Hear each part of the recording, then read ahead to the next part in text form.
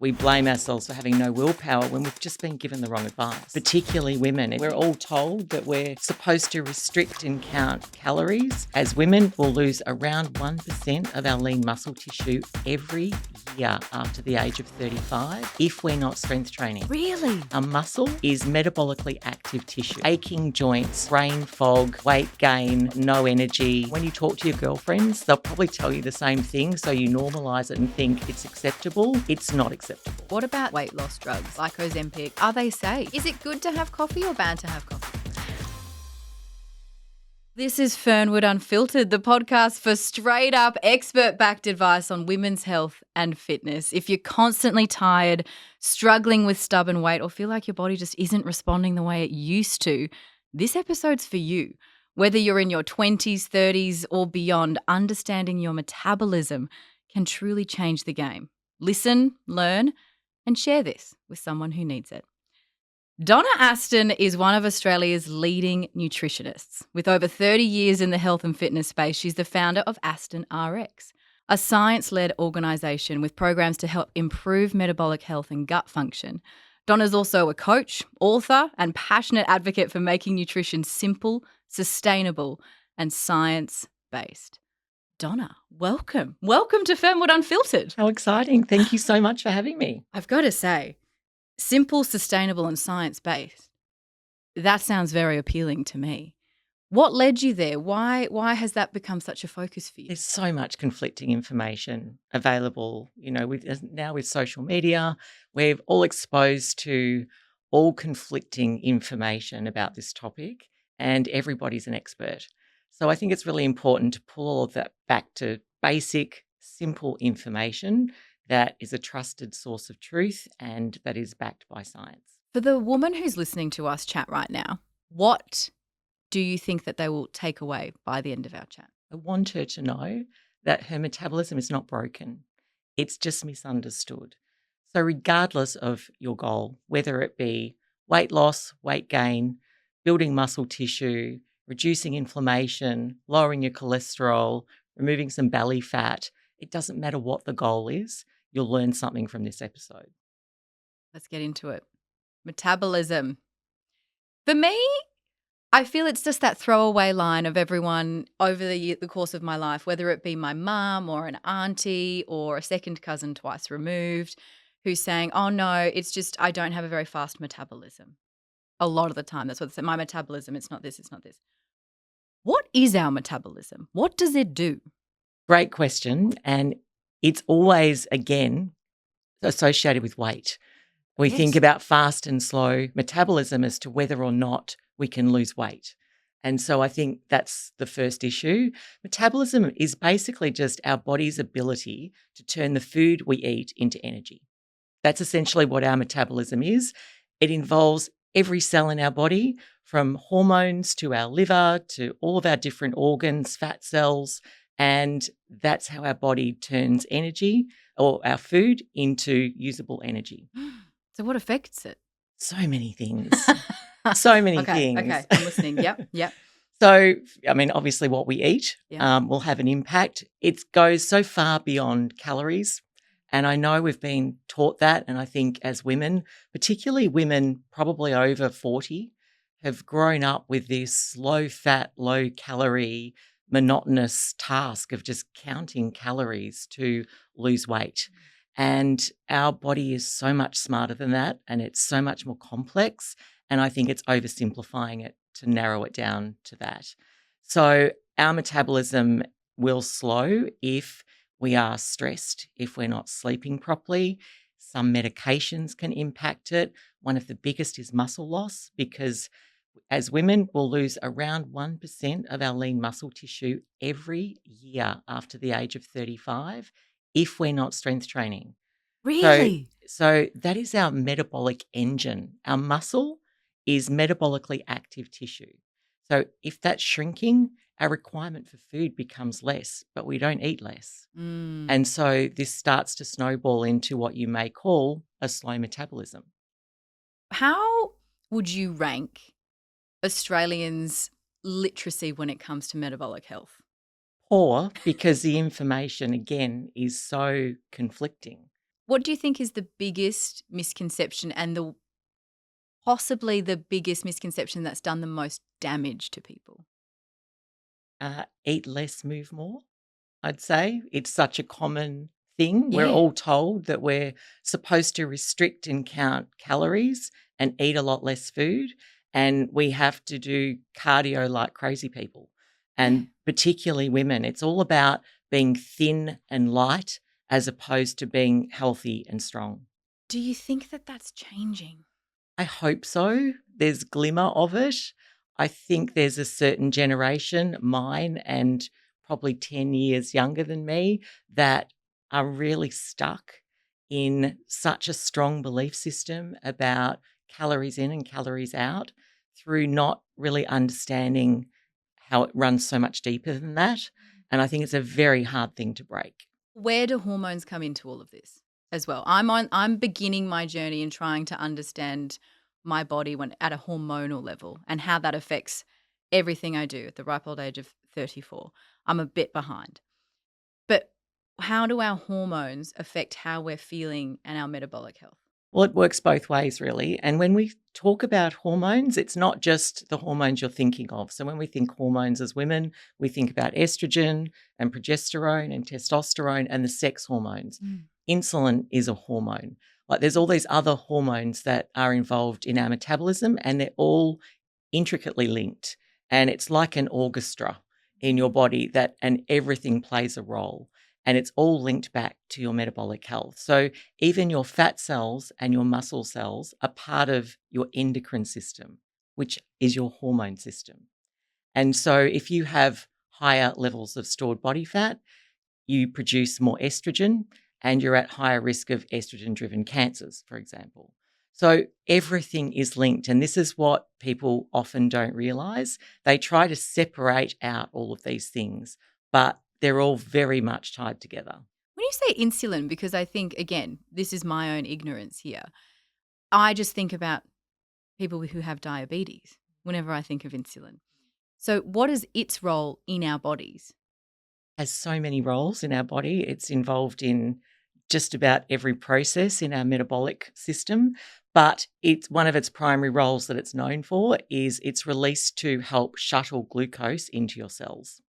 And So, why is that important? What does that mean? well, that's how we create energy. So when you eat or drink anything, you're going to get a rise in your blood glucose or your blood sugar, and your pancreas pumps out a hormone called insulin, and insulin's job is to grab hold of that glucose and push it into your cells. If it becomes overwhelmed, so we're either eating too frequently, too much refined carbohydrate, too much volume of food, or we're stressed, doesn't even have to be food related, our glucose remains high.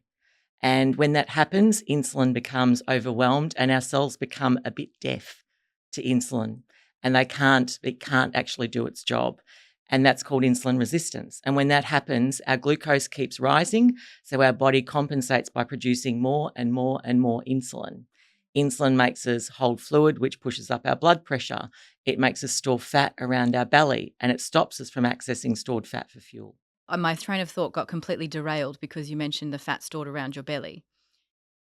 How do we get rid of that? The biggest thing for losing any body fat is something called metabolic flexibility. Oh, So okay. our body should be agile enough to be able to switch between burning either of the two sources of fuel we have available to us. That's either glucose or stored body fat. They're the two choices we have. Our body only holds about 1,000 calories worth of glucose. So we can use that up fairly quickly. We have well over 200,000 calories of stored body fat on us. We've evolved through feast and famine. And the reason that we store fat is for later. It's like our reserve tank. So you can imagine if you've got plenty of glucose in your blood all the time, you don't need the reserve tank.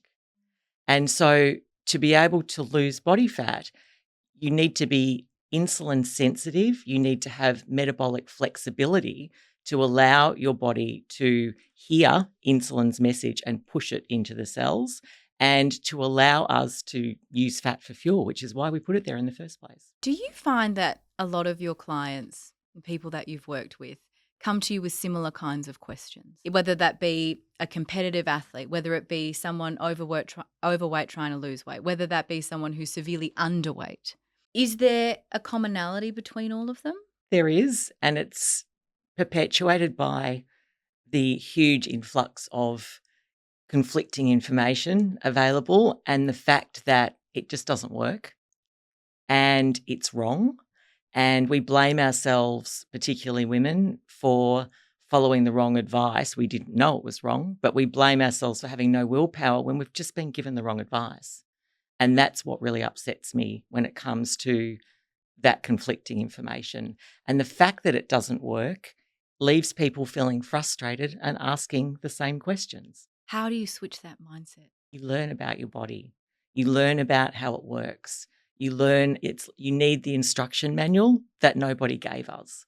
And once you understand your body, like anything, once you can make sense of it, then you start to experience the difference that makes, which will further consolidate that belief is now correct. And then you live your life in a very different way, and your body, instead of working against it, you start to work with it. Well, let's keep turning the pages on this instruction manual. If you are enjoying this episode and you're getting a lot out of it, like I am myself, make sure that you share it with those in your life who need to hear this too. We'll be right back after this break. How do you think a person's knowledge or understanding of metabolism, perhaps more misunderstanding of metabolism, how do you think that affects their goals? We always think about it in relation to how much we weigh and whether or not we can lose weight. And it's got nothing to do with weight. Yes, look, that's one side effect. However, if your goal is about sleeping better, about having more energy, getting rid of brain fog, working your way through hormonal fluctuations, doesn't matter what your goal is. Once you understand your metabolism, you'll be on top of it. What are most of your clients' goals, do you think? Usually initially to lose weight, and that's because that's what they can see. And I think we accept a lot of things that happen to us as, oh, that's normal. It's common, but it's not normal. So aching joints, brain fog, weight gain, feeling like you've got no energy, poor sleep, these things are common. And when you talk to your girlfriends, they'll probably tell you the same thing. So you normalize it and think it's acceptable. It's not acceptable. This is me to a T. I don't think I have met a woman who, if I ask how is she, she's not at least trying to not say tired. Like, I'm tired, I'm exhausted. Some of that could just be a poor night's sleep, but there's so much else going on, isn't there? There is, and it comes down again to this metabolic flexibility. So if your body is unable to push your energy, your glucose, into your cells, you will have brain fog. You will have those 3 o'clock in the afternoon slumps where you feel like you need sugar or coffee or both. You're going to be gaining weight. You're probably not going to be exercising as much because you feel so tired and worn out. So these things are all fixable. How do we fix them? We increase our metabolic flexibility, and it's about the foods you're choosing. It's about the exercise that you do, even about the timing of your meals. This is what I'm interested in. I'm very interested in the timing because in my mind, just everyday life, it's like, well, you have breakfast, then you have lunch, then I'm going to have a snack, then I'm having dinner at some time. But some days, these are all at completely different hours. Is that something I should be doing, or should I be looking at the clock more closely? Everyone has a circadian rhythm, our 24-hour body clock. And the master clock is in your brain, and every single cell in your body has a clock. And they all need to be in sync. Oh, it's bad news for me. I don't look at any clocks. It's bad news for me. Okay, yep. We know how bad we feel with jet lag. You know, it's awful. You can barely drag yourself out of bed. Then you're awake in the middle of the night. You feel awful. So that's your circadian rhythm out of sync. And then after a few days, it will get back in sync. Well, they've done studies where they've taken 2 groups of people, fed them exactly the same food, exactly the same number of calories, but at different ends of the day.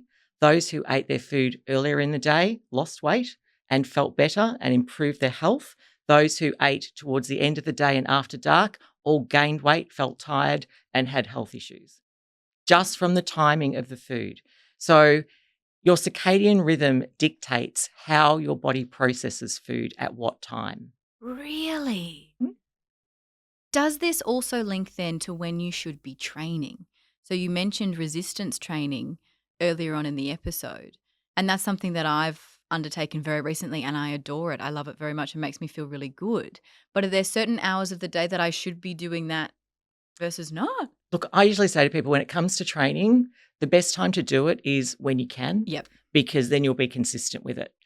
Your circadian rhythm would tell you you'd have the highest level of strength and energy at 4 or 5 in the afternoon. Oh, But if that's not convenient, which most of us are still at work, yeah. then that would be silly to try and do it then because you'll probably never do it.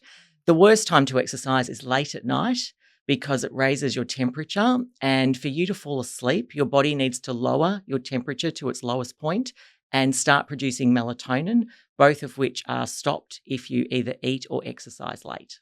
Everyone just keeps telling me if you want to lose weight, feel great, get into a calorie deficit. Is that true? It's not true.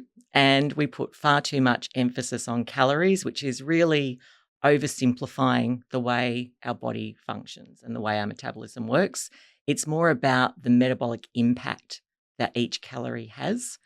Protein has a very small impact on our blood glucose and insulin. Fat has almost none. And carbohydrates are quite high. If they're high in fiber, it's better. If they're refined, it'll send it through the roof. And this is what determines whether or not you'll store excess body fat or whether you'll burn it. So they've done studies where they take a petri dish in a lab and they fill it with fat cells and calories. It's swimming in a sea of calories. Nothing happens. You get a dropper of insulin, drop it in, and all of the calories are sucked up into the fat cells. Really? Because insulin tells the calories what to do. They don't know what to do without insulin. And when insulin is too high, then it thinks you've got so much blood sugar, it needs to be pushing that either into your cells or if you overdo it, into your fat cells. And it won't let you start releasing more energy from the reserve tank. Why would you? You've got so much energy already in your blood. How much protein should women, in particular, let's focus on us, how much protein should we be eating a day? It varies for people. Look, the standard RDA for it is too low. It's about 0.8 grams per kilo of body weight, which is low. I usually say somewhere between 1.2 to 1.5 grams per kilo, but keep in mind that it's lean weight. So if you're 30 kilos overweight, you would be eating a ridiculous amount of protein if you calculated it on your total weight. So our lean weight is our skeleton, our metabolically active tissue like muscle, and then the body fat's on top of that. Why is it so important to kind of rewire our brains into not just believing restricting our diet is the best way forward? It doesn't work. And if you've ever done it, and I know that every female watching this has done it at some stage. We've all done it. And we should now know that it doesn't work. And if you have to keep doing it over and over and over again and restarting every Monday, it didn't work. And so we should, they say the definition of insanity is to keep doing the same thing and expect something different to happen. So let's stop that and start learning more about how our body functions. And how we can keep our insulin levels low, how we can fuel our muscles and keep our metabolism firing on all cylinders. How do we stop the snacking? Because full disclosure, I'm a big snacker. Snacking comes from, it's our culture of, sometimes we just Grazing. go through our day grazing. It usually comes from not eating adequate meals and being insulin resistant. So when you're insulin resistant, you can't access stored fat. So once your glucose runs low, you need some more. And so hunger's quite urgent and you're craving. When you're metabolically flexible, as soon as your glucose drops low, you're in the reserve tank and your blood is flooded with fat from your fat cells for fuel, not hungry. And that's the first thing people notice. They actually get really worried when they start doing our program because they say, why aren't I hungry? Like my appetite's gone. I went without lunch today. I forgot. And I've never done that. And it's quite empowering to know that you're not driven by the next snack and the next meal. That would be quite freeing, I feel. Very. It's Mm. so much easier when you're not panicked about where your next meal's coming from or feeling, a bit lightheaded or a bit shaky. This is not normal. It's common, but it's not normal. Ideally, if you had breakfast somewhere between 6 and 8 a.m., you had lunch between 12 and 1, and you have dinner between 5 and 7, and you have at least a 5-hour gap in between meals, minimum 12-hour overnight fast every night. That's a good start. Why is it so important as women age in particular for us to have a focus on strength training? Well, we lose a significant amount of muscle as we age, so it becomes very difficult to maintain muscle. I know now that it's much harder for me to gain muscle and I lose it very easily. So that just means I need to be more consistent. I used to get away with being erratic with weight training in my 30s, but now I have to be really consistent. If you don't have strong muscle and you don't have well-conditioned insulin-sensitive muscle, then your metabolic system starts to break down and become less efficient, which means you'll gain weight, you can have higher cholesterol, you'll have high blood pressure, all of these things start to creep in. They're not all different problems. They're all part of the same source. The other thing is if you don't have strong muscles pulling on your bones, then you're going to end up with osteopenia and then osteoporosis. And once your bones are gone, that's it. And our skeleton has to last us the rest of our life. Gosh, when you say it like that, I'm like, oh my goodness, my whole head just started ringing in alarm bells when you're like, erratic training in your 30s. I was like, that's me. Well, with bone mass, we reach our peak bone mass at about 25 years old, which means that's it. So it's only downhill from there. We start to lose bone after that. So if you don't reach a good peak by 25 years old, which really scares me when it comes to some restrictive diets that younger women are following, if you don't reach that peak by 25 years old, you will have osteoporosis by the time you're 50. This is the thing that people I don't think quite understand or even care about when they're younger in particular, because you just want to look good. You want to follow the trends. If that's a particularly skinny trend on TikTok, you're doing everything that someone's telling you to do on there, regardless of their background or their qualifications. With those restrictive diets, what's your takeaway from them? Have they always existed? Are they worse now? Like, where are we at? They've always existed. I've seen ads that people have sent me from like the 50s where they said, have a Lucky Strike cigarette and stay away from the sweets. The things they used to tell us to do. Yes, smoke instead of eating. Yeah, great. So that kind of restriction has always been there, as has the great calorie myth and very little knowledge and education about how our body actually works. What about then this influx that we're seeing of weight loss drugs like Ozempic? What damage potentially could they be doing, or are they safe? Are they good? It's different for everybody, and there is cases where they are needed. They're actually originally a diabetic drug.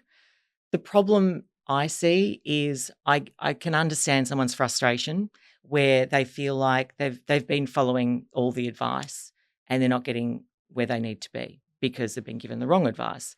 And I had a lady only last week say to me, she only needed to lose about 5 or 6 kilos. And she said, my doctor said the only way I will lose this weight is to take these drugs. I cannot lose it any other way. And that upsets me. The other thing that bothers me is that people are taking the drugs and they're not well informed. So while there are side effects, which I won't go into, which can be quite detrimental to our health, but the one I'm most concerned about is that 40% of the weight we're losing on those drugs is lean tissue. That means muscle and bone. So if you're a 20-year-old guy, might not be such a problem. But if you're a 40-plus-year-old woman, you're not getting that muscle and bone back ever. If you stop taking the drug, then you'll rebound and regain all that weight you lost, but not in muscle, in fat. So my concern is in 5 years' time, do we have a global metabolic dysfunction problem far greater than we have now? Does that keep you up at night?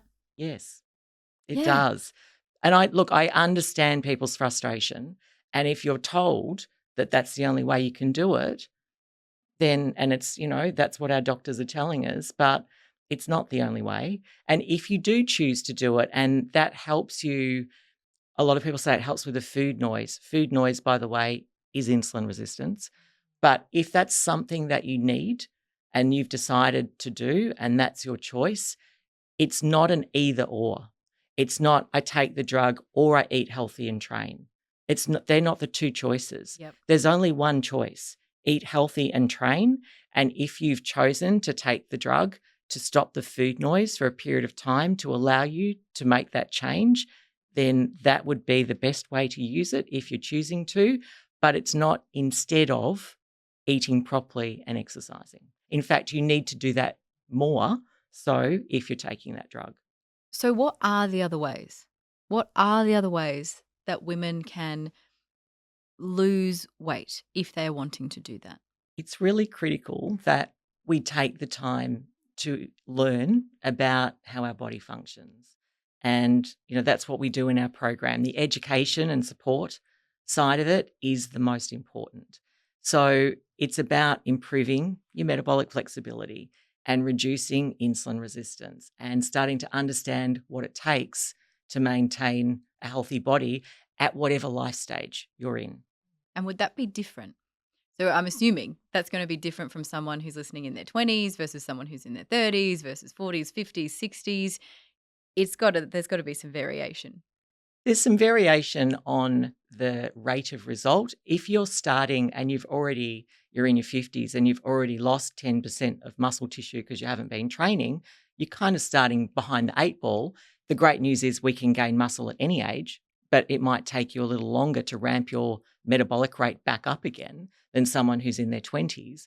But we have a human body with all the same biology and all the same processes as the woman next to us. It's just a matter of how far we've let it deteriorate or not, and how fit and strong and capable we are to move forward. What would the time frame be if one of your clients was using your plan to the letter of the law, they had a goal in mind?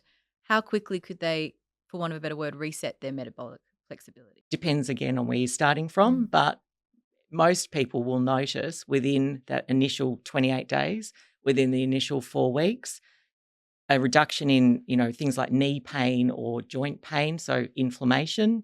They'll notice, obviously, they're losing weight and they've tried everything, they often say, but now they're losing weight. So they feel like they're getting on top of that. Better sleep, more stable mood, lower appetite, no cravings, hunger's sort of gone down, and now they're just happy to eat their meals. All of these things start to happen within a short time. Your body is incredible. It is incredible. You just need to be kind to it, give it a bit of self-love, and allow it to get back on track. The thing is, we often use restrictive diets and exercise as punishment. This is what women tend to do. It's not punishment. For me to go to the gym, it's self-care and self-love. It's my happy place because I'm doing something for me and it feels good and I know it's good for me and I need it physically and mentally. I really need it. So I have a different approach to it, and that's how I look at it. It's definitely not punishment. And if I viewed it in that way, I would probably hate exercise. There would be so many people listening who do, right? What can we tell them that it's going to be okay? That whatever you're feeling, whether that be fear or shame or apprehension of even just taking a step into a gym. This is the beauty of Fernwood and having a female environment, because I think there's more empathy there for that. And I think women can feel comfortable in that environment. Gyms are intimidating if they're full of, grunting men throwing weights everywhere Loud. that might be looking at you. I think, in a female environment, it's comfortable. The women there have often had the same journey themselves or are in the same journey themselves, even those who are working in the clubs. So I think it's the perfect place to start. Weight is such a personal thing. People feel about it so many different ways, but it affects literally every single aspect of your life, or it can. when people have such an emotional attachment to that, how do you cope with it? Because that's coming straight at you as well. A lot of the trauma and the pain and everything that they've gone through in them. Well, I always say you can't pour from an empty cup. So for me, keeping my cup full is important. And that means my own self care. So, staying strong for me physically translates into mental and emotional resilience as well. And I love my job because once I break through the strong beliefs, the emotional attachments, the stories we tell ourselves that are just no longer serving us well, they may have once, but our bodies change, particularly as women over the decades. And I think once I can explain to people why, give them a really solid understanding of it, and then they try it and then they experience exactly what I said would happens, then the joy that they get from that and the empowerment, it's not actually about the weight. Even if someone comes to me and says, I need to lose weight, when you dig a little deeper, there's a lot attached to that. It's about our own self-worth. It's about our self-confidence. It's about the way we view ourselves and, if we love our body or ourselves enough. And I actually had one lady last week said to me, I've decided to make friends with my body again. And I love that because it actually made me cry because I just thought it was so profound, such a simple thing that she said, but it really meant a lot. And she said she realized that it was her actions that had been causing her body to not respond. And if that was a friend, she wouldn't do that to them. She wouldn't treat them in that way. So she's going to treat her body more like she would a friend and give it care and love and empathy and give it all the tools that it needs to heal and repair. Well, that's the thing, right? Is when we're so much meaner to ourselves because it's like I would never think about one of my girlfriends the way that I think about No. me sometimes. And if one of your girlfriends had an episode where she binge ate something, would you say to her, right, get to the gym and you're not coming out until you've done 10 Ks of running on the treadmill and an hour of weight training? Now, off you go. You're a failure. Yeah. Could you imagine? Not. Of course But not. then people do it to themselves. Yeah. Yeah. That's the first thing I'd be like, you fail, you're awful, you're useless. How could you do this? Yeah, you've got no willpower. Yeah. You're an idiot. Yeah. And if you tell yourself that often enough, guess what? You believe it. Is it ever too late for us to work on this? Your body can change and improve your metabolic function at any age. We reverse type 2 diabetes on our program every day. So it can actually go completely into remission and their doctors have taken them off the drugs. Doctors have taken people off drugs for blood pressure, for cholesterol, for inflammatory issues. There are so many things that can change. We just accept that it's common to take drugs as we get older. It's not normal. It's a sign of dysfunction and we're treating the symptom instead of getting to the root cause. We don't want that root cause to be this cascade of symptoms and disease that progress. But your body can build muscle and improve metabolic flexibility at any age. How does stress affect all of this? It's really underestimated for its impact on our physical and mental health. So when we are, and stress can be one night of bad sleep. So that can have an effect. If you have one night of bad sleep, the whole next day you are highly insulin resistant, which is why you're craving sugar, which is why you need more coffee, which again, by the way, has a direct cortisol response and pushes you back up again. So cortisol, the stress hormone, puts us in this fight or flight mode. And that means that your body thinks you're in huge danger. And through evolution, that's been to run away from a tiger for 5 minutes. But when you're doing it for 5 years or 10 years or longer and it's chronic and you're constantly in fight or flight, your liver is pumping out glucose into your bloodstream to propel you away from danger, but you're sitting in your car in a traffic jam or at your desk. So you're not running from anything, but your body's having a physiological reaction to that stress. And these things are causing metabolic inflexibility and disease in a big way. My gosh, now you've got me. I'll be like rocking in a corner thinking back to all my breakfast television days. My terrible sleep. Like anyone who does shift work, Yeah. it does have an enormous toll. We always see those news stories. I'm there always reading them constantly, being like, oh, another survey's come out saying if you've got terrible sleep, you're going to die sooner. Oh, great. It's very stressful. I mean, nature wouldn't have decided that we need to spend a third of our life doing something, sleeping, if it wasn't really important. Is it good to have coffee or bad to have coffee? Depends how much and when. Let's say, for just randomly, 3 coffees a day. 1 in the morning, 1 in the mid-morning, 1 in the afternoon. Takes your body a minimum of 10 hours to process 1 shot of caffeine. So think of your bedtime and work backwards 10 hours. That's the latest you should have coffee. So otherwise, it's going to impact your sleep. Whether you think it will or not, it's going to impact your sleep. 2 single shot caffeinated drinks, tea, coffee, green tea, any of those, 2 shots before midday. Keep in mind that some long blacks have 4 shots in them. So 2 single shots of coffee before midday, preferably at least 10 hours before you go to bed. If you have more coffee than that, you can have a direct cortisol response to that coffee, which means that you're in fight or flight all day long. Sugar, good or bad? Bad. Bad. Bad. Bad. Just bad. Yeah.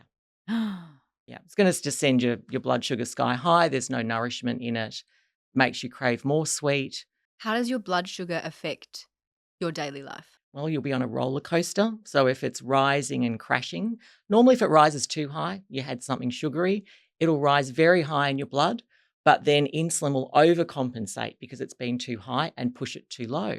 When it drops too low, oh, I need something sugary, or I need another coffee, or I'm having a slump. And so it just puts you on this constant anxious roller coaster for the day. The first thing people notice when their blood glucose is stable on the program is they feel calm. And I see it in them. After the first week, people who come into our office, you can see this wave of calm. People who sign up to one of your programs, Donna, what can they expect? The 28-day metabolic reboot program is the one that most people will come into first. Now, it is strict for the initial 28 days, and it needs to be because it's more of a therapeutic lifestyle intervention. So what we're doing is we're retraining your body to readily access stored fat for fuel when you're probably a metabolically inflexible glucose burner. Whether or not you're overweight doesn't matter. It's not calorie counting. It's not calorie restrictive, but the meals are balanced. There is metabolic rest periods in between the meals and no snacking. And there's a very specific list of foods that you can eat, which are chosen specifically for their ultra low impact on blood glucose and insulin.